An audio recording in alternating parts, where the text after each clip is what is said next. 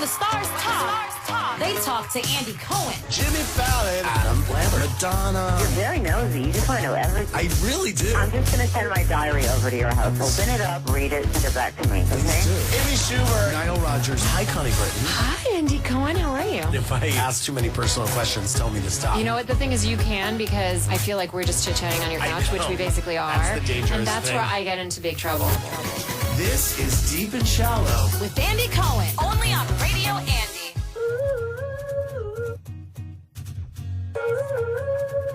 You're gonna love this. Madonna. Hi. You can't touch That's Andy. How are you? I'm tired. Oh, Not gonna lie. I'm sorry. You're Yeah. working your ass off, aren't you? I am, and we work really late hours, and I've gotten into the vicious cycle of working late and then sleeping late. Right. Where are you right now? I'm in New York. I mean, like, are you in Or your tub? Are you on your bed? No, I wish I was in my bed. If I got in my bed, though, I wouldn't get out. You wouldn't. I'm in my office. You're in your office. Nah. And are you like in sweats? Yeah. No, I'm in silk pajama shorts. Okay, that's If you what. want to know. Yes, good. They were made for me by Dolce & Gabbana, like, I don't know, 8 years ago. So there's a sort of tattered vintage look about them. Perfect. I can't wait for you to get back on tour. I love screaming your name at the top of my lungs. Like, your name is meant to be screamed as loud as possible. Am I going to get to see dancing nuns on stripper poles? Is this one of the things I have to look forward to? I mean, did somebody tell you that? Well, I saw the trailer. Oh. Oops. Well, I guess the cat's out of the bag. Was that your idea? I mean, yeah. Good. Yeah.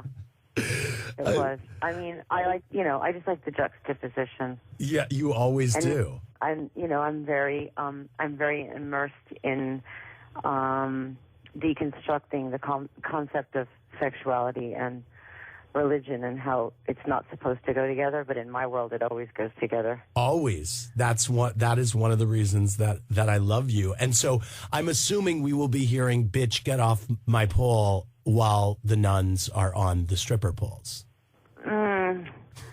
You might. I don't want to give away the details. Okay. I want people to be, Okay. Right. How many hours a day are you rehearsing at this point?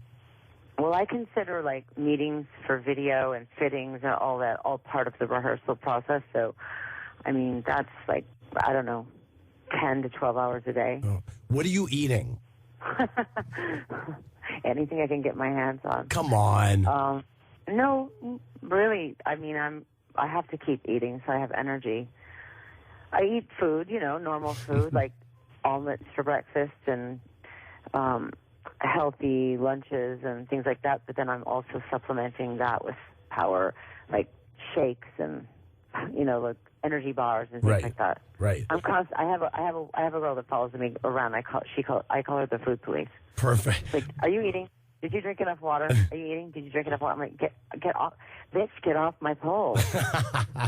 By the way, can you cook? No, it's not one of my talents. Yeah. I'm sorry to say, everyone asks me that. Well, you have enough other Includes my talents. son, including my 14-year-old son, Right. who's absolutely not satisfied with all of my accomplishments. He just wants me to cook for him. Right. And I'm like, okay, I'll get to that. I promise you, when this tour's over with, I'm going to cook for you.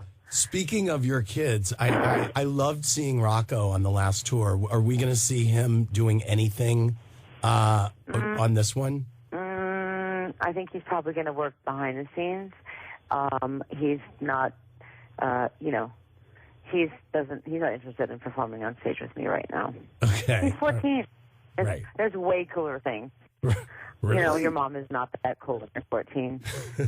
I mean, I don't think so, but didn't you? Everyone always tells me that they didn't want their mom to kiss them in public when they were 14. Right. Is that true? I mean, dance with her on stage. I don't know. That seems acceptable.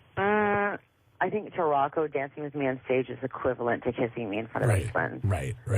Now, do you still have kind of a truth or dare mother hen kind of thing going on with the dancers, or how would you? Of course. You do.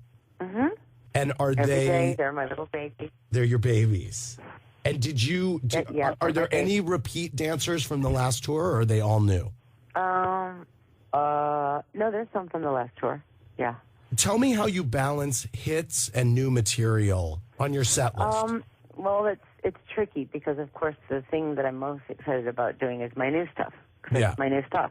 Yeah. And, I haven't done it yet, and it's fresh, and it's exciting for me to do new. But then I also realize that people want to hear my older stuff. So for me, it's always a tricky balance trying to match, to keep the, some kind of continuity, not only with sound, sonically, whatever, but also thematically, because when I first started writing music, I was a young girl, and, I didn't write about very deep things. Right. And now I do. So also, going from what I consider to be slightly superficial topics to more deeper ideas, more what I consider to be more profound ways of thinking, it's also a challenge. Right. So that's why a lot of times I have to take the songs and turn them inside out and make them more ironic than straightforward. Well, They work for me. Right. Yeah. Yes. And it's always fun hearing your songs from your catalog in concert because you never perform them the same way. And that's one of the reasons it's always great to see you live. It seems like you've been teasing your set list on Instagram. I mean, you've been mentioning a lot of your catalog. So is it fair to assume I will hear Dress You Up? Yes. Who's that girl? Yes. Vogue. Yes. Holiday. Yes. Wow. You're giving me good info. Stop right there. Now, I want to talk to you about your closing song because it seems like you used to always close with Holiday and then Hung Up, Give It to Me. Celebration was your last closing song. Can you tell me what? I'm not going to tell you the closing. I'm not going to tell you the closing song because I'm not going to give everything away. People have to have something to look forward to. Yeah. How do you choose your closing song? First, I have to decide all the songs leading up to it. Right. It's like the ending of a movie or the ending of a story. I can't write the last chapter until I've written the rest of the book. Yeah. Okay, you're not going to tell me your closing song. I have to tell you, I have been, I told you this whenever it was that I saw you, but I have been disgusted and really vocal on my show against what I perceive to be some intense ageism that came at you when Rebel Heart came out. And it's like, I feel like there are these haters who want you to come out in a black dress and sing "This Used to Be My Playground" on a stool. And what I'm seeing from you is that your response is simply, bitch, I'm Madonna. Tell me what you're telling the world with this tour about what it means to be a 56-year-old woman today, or what that means to you. Well, I mean, I'm not really making a blatant statement about standing up against ageism. I see myself as an artist, and I don't see that any artist or human being, for that matter, should be limited in what they do based on their age. It's a ridiculous concept. But it's also sexist because men are not taken to task for doing anything based on their age. In fact, men are encouraged to do things as long as they possibly can. But we live in a very, very, very, very misogynistic society, and the ageism is pointed at women, not men. Right. However, how I stand up to it is by continuing to do my work, by continuing to perform and express myself and, examine and explore and revel in all of the same topics, subjects, ideas that I always have. And I could stand on stage and say, fuck you for being ageist, or fuck you, you people should be supporting me and applauding me and applauding all human beings who continue to strive, work hard, do their best as long as they possibly can. But instead of doing that, I'm just going to do it. Right. You understand what I'm saying? Yes, I understand exactly. It's better to just do, because actions speak louder than words. Are you addicted to Instagram, would you say? A little bit? No, not really. Addicted, I could live without it. Right. But it's an important part of my work now. It is. Can't ignore social media. You view it as an important part of your work.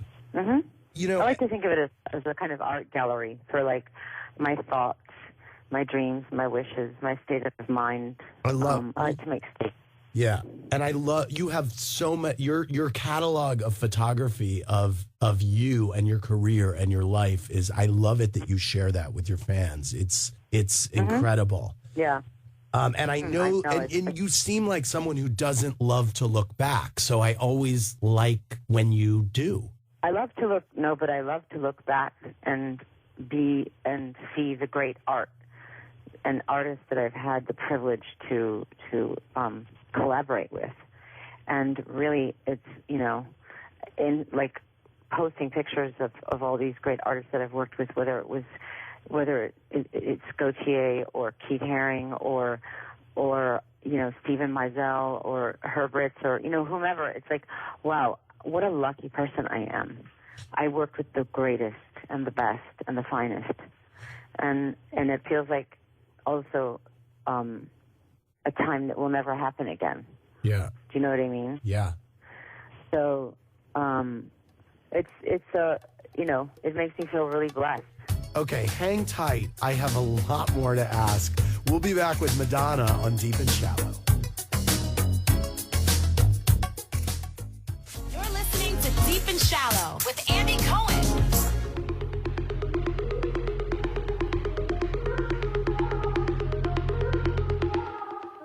This is Deep and Shallow. I'm Andy Cohen with the one and only Madonna. It is at this point trite to say what was said for so many years about you, which is that you keep reinventing yourself every few years. But at this point in your life, I wonder, why is it important for you to keep creating new stuff when you could, for the next 20 years, just go out and perform your catalog and it would be the #1 tour for every year?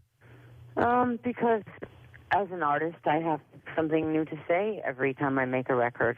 Right. And I think that's kind of a no-brainer. I mean, I'm not a greatest hits kind of girl. I can appreciate my catalog, but we can refer to all artists. A real artist is constantly changing and evolving. You could say it's reinventing, but a real artist is continuously changing and evolving because the artist is continuously changing and evolving. So if your art is speaking for where your mind is, then that that's what you're drawn to, and that's what you want to say. Yeah. So I mean, Picasso didn't paint the same paintings over and over again, and you could talk about all the great artists, whether it's composers or painters or writers. They keep writing. Does anyone make comments about Stephen King or like people who write novels into their 50s, 60s, 70s? Do they need to keep writing them? Right. No, they want to. Yeah. So, tell me. Art. At the end of the day, art is a it's a need. An artist needs to express themselves, and it's not about economics. Yeah. Tell me, what is the best and worst part of touring? You're like, yeah, just shut the fuck up. No, I got it. I got it. No, but that's the endless question I get. Why do you keep doing it? I know. Well, I mean, you obviously don't have to. I mean, you could probably. By the way, you could probably park it. That's the sexist thing to say because no one said to Picasso when he was 80, "Why are you painting?" Why is that sexist, though? Why? What? Because he's a man and nobody asked him that. Okay? Because I'm a woman. People ask me. Well, let me put it this way. Billy Joel. Does anyone ask Mick Jagger why he keeps going on tour? Yeah, I actually think they do. I mean, what I'm getting at is you could probably park it at Madison Square Garden and do your show. You could have a residency at Madison Square Garden for, twice a month for the next 20 years and never have to leave. Really? I don't think. No, people in New York are sick of me. Yeah. Are you fucking kidding me? You're the queen of New York. No. No, but why put yourself through it? You think that's a sexist question to ask you? Yeah. Oh. I think if I was a man, you wouldn't ask me. All right.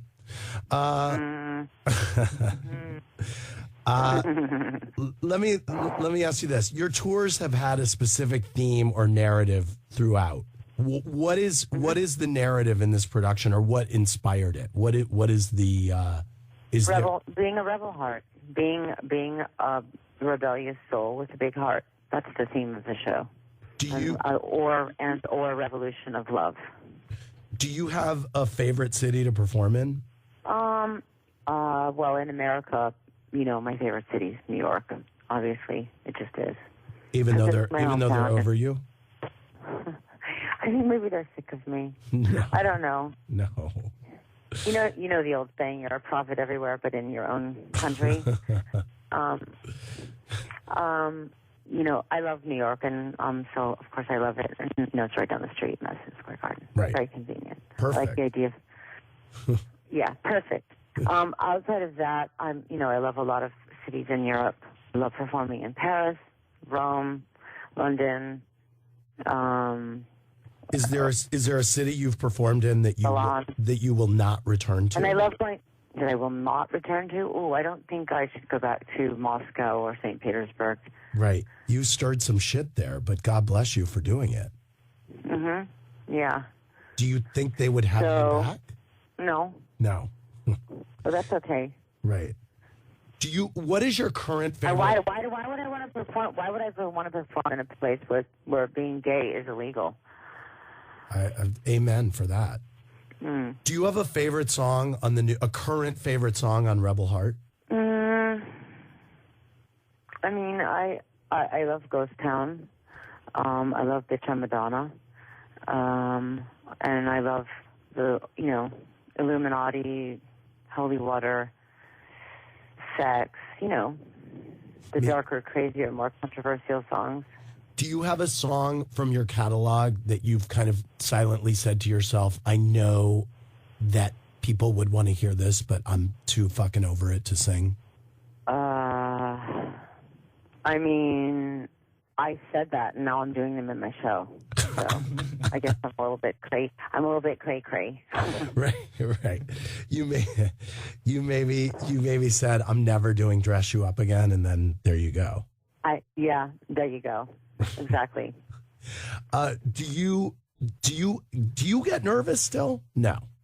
Yeah, I'm really nervous. I'm going to not have my show ready, but my first show. So, have you checked out? I know you check out other artists' tours. Have you seen any in the last year that has inspired you or inspired this? I saw your Instagram welcoming Taylor Swift to your town for her tour. Yeah, I didn't have the chance to go see her show. I was kind of bummed. We were actually going to do something together on stage, but I didn't go to this show because I was rehearsing and I had to shoot a video the next day. So, going to shows requires free time. Who's the last person I saw? Did you see U2? I mean, no. No. I didn't. No, because I'm rehearsing. I don't get finished until 2 o'clock in the morning. If they move their show later, I could. I remember you like a year ago, really heaping a lot of praise on Beyonce's last tour. Oh, that's probably the last big show I've seen. What did you? And that was really good. What was good about it? Well, because she's a great performer and she puts on a show. She's a professional. You know what I mean? She ticks all the boxes, and she's great live, and all the stuff around her. It's complete entertainment, and she gives her all. So I appreciate that. By the way, what were you going to do with Taylor Swift on stage? I'm not going to tell you because we might still do it.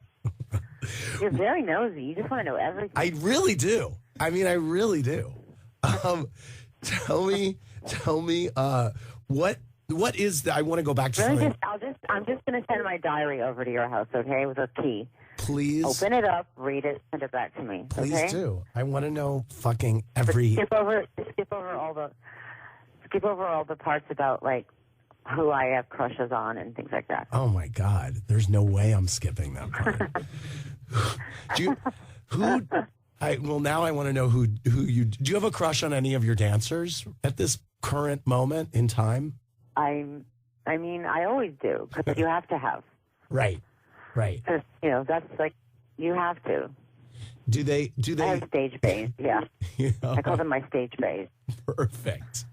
That's perfect. But that's it. Right. It's just on a stage. Yeah, you keep it on the stage. That would be messy, right? Yeah, of course. And actually that makes it more electric, Right. Because that's your moment to kind of fuck with the person. Yeah. Mm-hmm. Well, just to connect. Yeah. By the way, when was the last time you saw Truth or Dare? Geez, like, I don't know, several years ago. And- I can't, it's like, I've seen bits and pieces from it. Right. And I'm like, I sort of gag when I watch it, because I'm like, oh my God, I can't. It's very hard for me to watch myself do anything. Like, I can't even stand to watch myself in concert, like my last tour. Really? But, yeah. You just... I don't know. I just don't like to watch it. But I think maybe Truth or Dare's, I could possibly revisit it right now. You could. I would... Can you Yeah. Can you call me when you do that, please? Because I wanna shoot. Let's watch it together. I want to film you watching Truth or Dare and release that. I'm just going, oh my God, I can't believe I said that. Oh my God, I can't believe I did that. Right. Yeah. That would be good. What is the The arrogance used. Well, the arrogance was brilliant. I mean, the shade, the arrogance, the shade was thrown. Oh my God! I'm afraid to watch it. I just think I was a horrible brat. Well, that's what I'm afraid of. I like it when you put that outfit on, and someone said you're very Rhythm Nation. And you said, "Oh my God, are you kidding me?" There was a lot. There was a lot of good. There was so much. What is the best and worst part of touring? I mean, I guess the best part is seeing your ideas that were once in your brain manifested into a reality, which, becomes an entity of, a living creature that then connects to the rest of the world. And then, and then of course, connecting to people and knowing that you're inspiring people and getting to the end of a show and knowing you gave it your all. You know what I mean? That feeling of being spent, but in a good way. Yeah. Those are the good things. And the bad things are, the insane hours that you have to work to get it there, and, the lack of sleep, and, the constant, problems, dramas, things breaking, stuff going wrong. You know what I mean? Like, just every day. It's like being in a battlefield, and traveling and exhaustion. And I have kids, so there's a whole other layer of challenges. By the way, do they come with you, or how do you navigate that? Yeah. Well, not me. Obviously, not my daughter who's in college, but the rest of my kids do. Right. As a student of you, one thing that I think I've noticed, and I could be totally wrong, is that you seem like in the last few tours, you have seemed like you're actually having way more fun on stage than in the first few. Is that right, or am I just making that up? Does it seem like I'm having more fun? It does. You smile more. Like I wasn't. No, I guess maybe it's just that you smile more. That could be it. Right. I don't know. All right. I mean, I'm very invested in having a good time in this show. Good. So. Good.